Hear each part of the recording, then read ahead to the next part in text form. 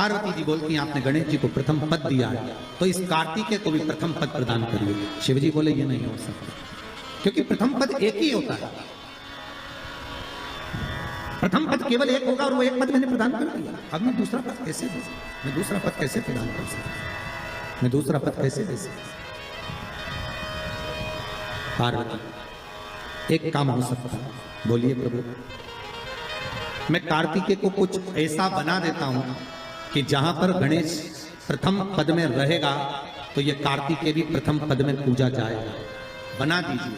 भगवान शंकर ने कार्तिकेय को श्रीफल का निर्माण कर दिया। स्कंद पुराण का क्या बनाया है? श्रीफल, नारियल। ये नारियल किसका प्रतिबिंब है? तो कहा ये कार्तिकेय जी का प्रतिबिंब है। किसका प्रतिबिंब है? कार्तिकेय जी का। तो गणेश जी की पूजन जो कलश के रूप में होती है तो उसके ऊपर जो श्रीफल रखाता है वो स्कंददेव है, कार्तिकेय है।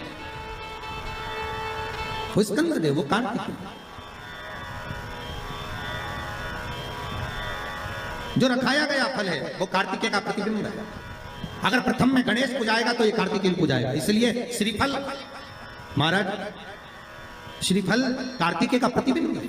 सारी 33 कोटि देवताओं की सेना का सेनापति कार्तिकेय सारे ग्रहों को शांत करने के लिए, कार्य को सिद्ध करने के लिए, कार्य की सफलता के लिए, व्यक्ति की मनोकामना पूर्ण करने के लिए कलश के ऊपर क्या रखा जाता है? जम के बोलिए, नारियल, श्रीफल रखा जाता है, जो कार्य की सफलता प्रदान। अश्विन के नवरात्रे में भगवान राम ने 9 दिन तक कलश की स्थापना कर लंकाधिपति रावण को मारने के लिए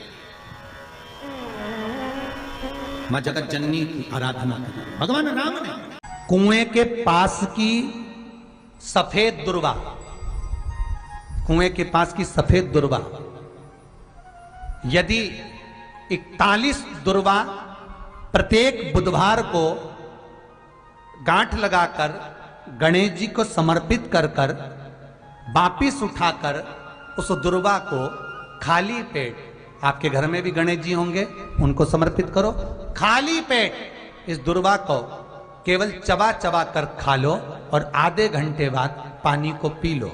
बुधवार की बुधवार 5 बुधवार करना, गणेश जी को चढ़ाना, सफेद दुर्वा को गणेश जी को समर्पित कर चबा चबा कर खाना।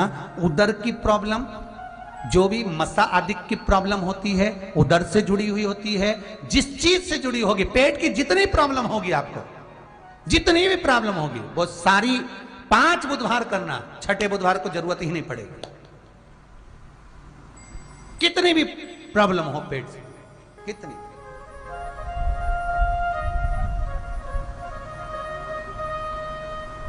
पेट से जुड़ी हुई प्रॉब्लम जितनी भी होगी समाप्त। यही दुर्वा।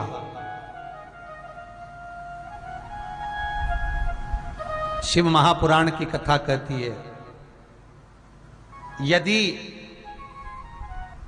पंचमी तिथि के दिन, चतुर्थी के दिन 7 गांठ वाली दुर्वा 21 ले लो और चतुर्थी के दिन गणेश जी को समर्पित कर दो।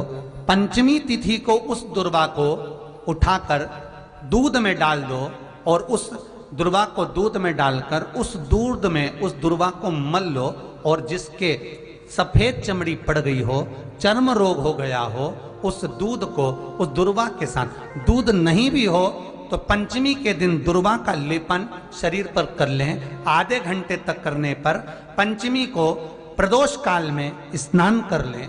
महाराज, आपको चर्म रोग में आराम लग जाएगा, सफेद चमड़ी अपने असली रंग में आना प्रारंभ हो जाएगी। गणेश पुराण दुर्वा का मूल बता। महाराज, 21 दुर्वा के 108 बंडल बना लो।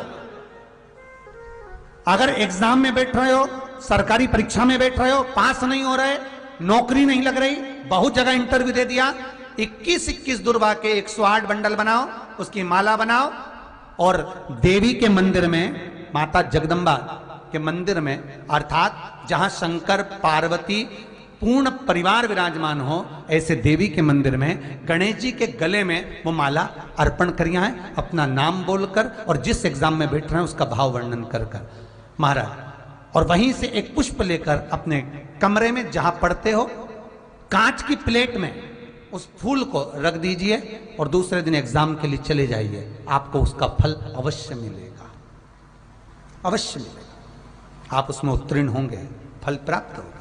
दुर्वा सुख का अनुभव करा। जो चतुर्थी का पूजन करने वाली होती हैं उनके भीतर का एक भाव होता है कि जैसे ही शाम का समय आए चंद्रदेव का पूजन करें, चंद्र जब प्रकट हो जाए कलश भर लिया, उसके नीचे आखा दाना रख दिया, चावल गेहूं जो भी आप रखते हो पूजन के लिए, ऊपर पात्र आदि रख दिया जलाशय, फिर अपन ने घी का दिया लगाकर पूजन भी कर ली। तो जो चतुर्थी का पूजन करने वाली होती हैं, जो चतुर्थी का नियम व्रत धारण करने वाली होती हैं, बड़ी बड़ी चतुर्थियां करती हैं या उसका नियम धारण करती हैं, तो चतुर्थी का जो पूजन करती हैं वो किस चीज के लिए होता है? केवल संतान, पुत्र, परिवार, हमारा कुटुंब, हम जिस कुल में हैं हमारा कुल वैभव की ओर बढ़े, संपदा की ओर बढ़े और उसकी आयु बढ़े, उसकी आयु बढ़े, वैभव बढ़े। बहुत ध्यान दीजिएगा महाराज, चतुर्थी की पूजन में जो आप आखा दाना रखते हो, गेहूं वगैरह कुछ भी जो भी रखते हो, उसकी बड़ी महत्वता होती है महाराज।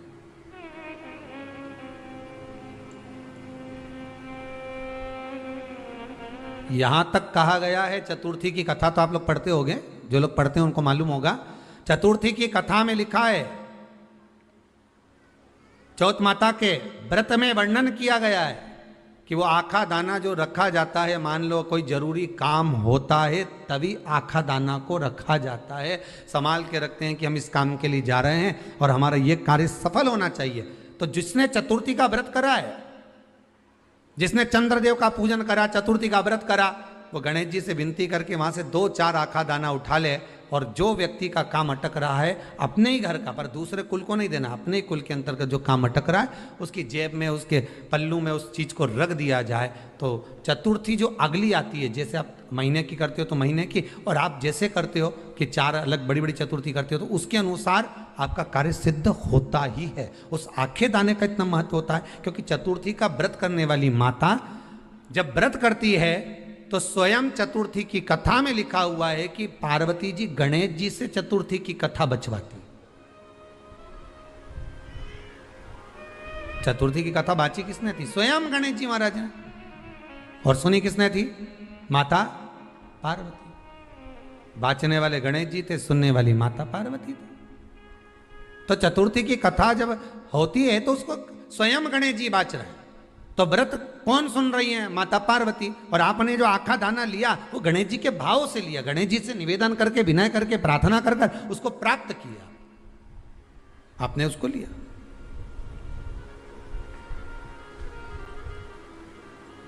फल प्रदान कर देता है, कार्य की सिद्धता देता है। और एक और चीज ध्यान रखिएगा, जिसको पथरी की बीमारी हो या किडनी लीवर में कोई तकलीफ उत्पन्न हो जाती है, डायलिसिस चल रहा हो या डॉक्टर बोल रहे हो कि चेंज करना पड़ेगा, तो उसके पहले कोई सी भी 4 चतुर्थी, कोई सी भी 4 चतुर्थी, सफेद दुर्वा, जब गणेश शिव महापुराण की कथा बाची थी पिछले वर्ष की, शायद हमारे चैनल पर डली होगी, आप जब जाएंगे तो उसमें प्राप्त होगा। तो सफेद दुर्वा, और दुर्वा का भी वर्णन करा था कि दुर्वा कहाँ से उत्पन्न हुई थी, दुबा का भी व्याख्यान वर्णन करा था कि दुबा का महत्व क्या है, इसको अमृत क्यों कहते हैं, उसका भी वर्णन करा गया था कि सारे पेड़ पौधों को काट कर पटक दो, वो सूख जाते हैं, पर दुर्वा को भले काट लिया, 1 साल बाद वापिस ले जाकर डाल दो और पानी के अंदर दुर्वा हरी हो जाती है, अमृत कहते हैं उसको। तो उसमें सफेद दुर्वा, जिसका किडनी लीवर का प्रॉब्लम होता हो, उसको सफेद दुर्वा बाल चंद्र का स्मरण कर कर 7 बार घुमाकर वो सफेद दुर्वा सुबह के समय खाली पेट थोड़ी सी दुर्वा का भाग दांतों से चबा चबा कर उसको निगल लेना चाहिए। पथरी होती है तो 15 से 20 दिन में वो बाहर निकल जाती है, किस मार्ग से निकले, यूरिन आदि के माध्यम से वो बाहर हो जाती है। और अगर किडनी लीवर की प्रॉब्लम होती है, डायलिसिस चल रहा होता है, तो उसमें भी आपको सुख की प्राप्ति होती है। हफ्ते में अगर 2 डायलिसिस हो रहे हैं तो हो सकता है बाबा चाहेगा विश्वनाथ तो 1 कर देगा, धीरे धीरे उसको फिर 4 चतुर्थी कर लीजिए। सफेद दुर्वा का स्मरण। सफेद दुर्वा कहाँ मिलती है? तो कहा जहां जलाशय होता है, जहां कुआं हो, बावड़ी हो, तालाब हो, पानी जहां भरा रहता है, उसके नजदीक में सफेद दुर्वा उत्पन्न होती है। सफेद दुर्वा वहां रहती है। सफेद दुर्वा का स्मरण करें। शिव कथा कह रही है, अगला वर्णन किया है भगवान। तो बालचंद्र चतुर्थी का स्मरण करते हुए कहा कि आप जो व्रत कर रहे हो उस व्रत की पूर्णता में जिस भगवान का भजन कर रहे हो उस भगवान से पूर्ण फल की कामना हो आपको।